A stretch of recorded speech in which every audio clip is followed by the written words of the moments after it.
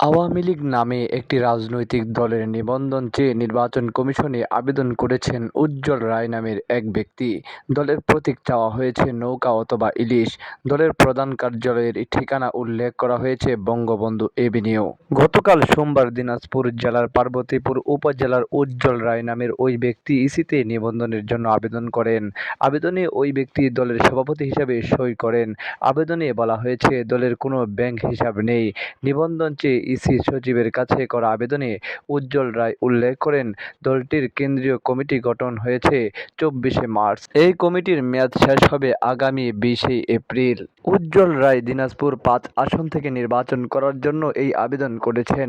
তার দলে কত নেতাকর্মী বা কার্যালয় আছে জানতে চাইলে উজ্জ্বল রায় জানান, তিনি একা, তার সঙ্গে আর কেউ নেই। নির্বাচন কমিশন নতুন দলগুলোকে নিবন্ধন দিতে গণবিজ্ঞপ্তি দিয়েছে। আগামী 20 এপ্রিল আবেদন করার শেষ সময়। উজ্জ্বল রায় নামে একজনের আবেদন পাওয়ার কথা জানিয়ে ইসির অতিরিক্ত সচিব KM আলী নেওয়াজ সাংবাদিকদের বলেন, একটি রাজনৈতিক দল নিবন্ধনের জন্য যে আইন ও বিধি আছে সে অনুযায়ী প্রয়োজনীয় সব শর্ত পূরণ করা হলে ইসি নিবন্ধন দিয়ে থাকে। শর্ত পূরণ করতে না পারলে ইসি তা গ্রহণ করতে পারবে না।